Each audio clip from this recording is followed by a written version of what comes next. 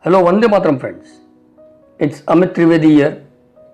Today I'm here with an inspiring account of the origins of the syndicate banks. I really felt to sharing with you the history of syndicate bank. Do you know this heart-touching history? Syndicate Bank merged with Canara Bank from 1st April 2020. With bank mergers taking place and banks losing their identity, here is a little known story of once private syndicate bank which started with a 4 Anna deposit, that is a quarter of a rupee. There are 3 reasons why syndicate bank is important in the evolution of India as a wealth generator and for working towards the upliftment of the masses. Firstly, it was born out of a belief that an innovative person cannot really generate wealth for himself on a sustainable basis unless he work out a way to make his community wealthy as well.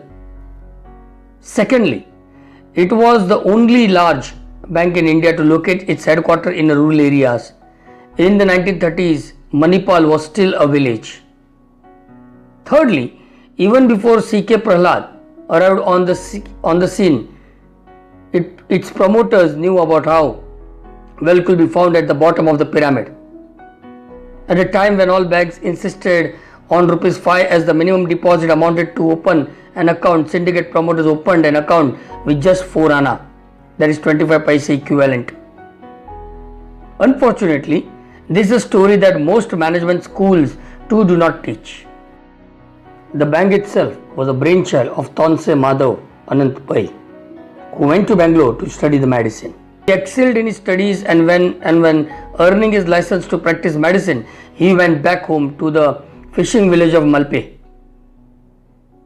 He asked his parent if he could go to Japan for further studies, but was told sternly by his mother that he should stay in the same village and practice medicine for the welfare of the people he grew up with. That broke the boy's heart. He wanted to study more, and he knew that a fishing village would provide him neither money nor the intellectual challenge. He was proved right. In 6 months' time, he confirmed that a fishing village had only colds, fevers, diarrhea, dysenteries, and indigestion as regular ailments. He tried pursuing his parents one more time to lead him go overseas for further studies. Once again, he was rebuffed. His relatives would talk of how the boy would go to sleep sobbing into his pillow, crying over the unfairness of life. Till one day, he had his eureka moment. He realized that one reason why he was not earning enough was because the people around him were also not earning enough. Could he change that? He began strategizing a social revolution that India had never seen or imagined. He knew as a doctor that children are brought or doctors invariably by mothers, seldom by fathers. So he focused on the women who came to him. He began urging them not to let their children end up like their fathers, who were good only for fishing and then getting drunk when they returned to home base. The cleaning of the fish, selling them, managing provisions, balancing income with expenses which was left to women. If there was any surplus money, the men demanded it and got drunk with the money. So he urged the woman to save. But they told him that there wasn't enough money for saving. He would then ask them to show how much money they had. They would show him a few coins. He would gently take 4 annas, coin from each woman, and tell her to start with that. Since he was not a bank, he kept 2 notebooks for each woman. One kept with him and the other with the woman. He told them that he would send his compounder over to her house every day when the husband was not around. If they could save 4 annas, the amount would be registered in both the notebooks. The scheme, backed by constant persuasions and exhortations, worked. Woman began saving. In a few months, Pai realized he had more than 1,000 rupee, which translates into a few lakhs using today's valuations. The 4 Anna deposit scheme came to be known as a pygmy deposit scheme. It was time to go to the phase 2 of the plan. He told them that the children were feeling ill very frequently because they consumed only fish and rice. He urged them to give the children a glass of milk every day. That was impossible. A glass of milk was unaffordable. So Pai urged them to buy a cow for their houses. They laughed. We cannot afford a glass of milk and you want us to buy a cow? But Pai gently told them that he could finance the cow for the woman.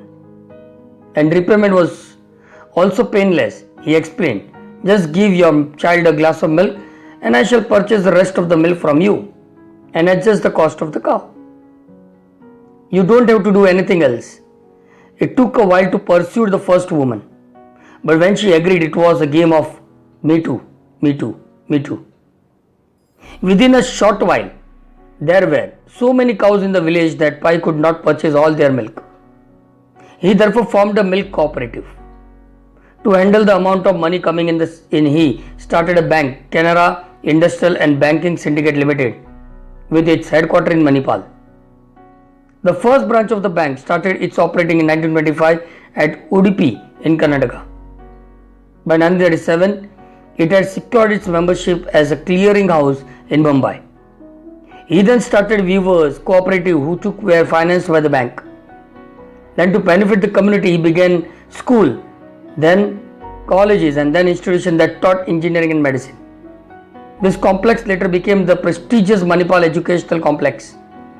In fact, to grow the bank, Pai used to look around for good businessmen who had the urge to grow and both the ability and willingness to repay the amount borrowed.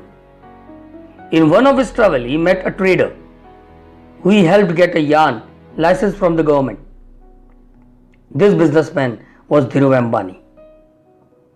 And that is how a member of the Pai family remained on the board of Reliance Industries as long as he was alive.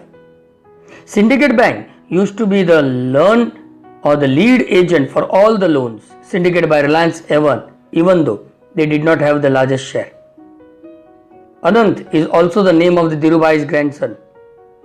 The name was apparently given by Dhirubhai as he held Anant Pai in great regards. I am really happy to share inspiring history of the multifaceted, dynamic giant that is Dr. Taunse Madhav Anant Pai. Thank you very much.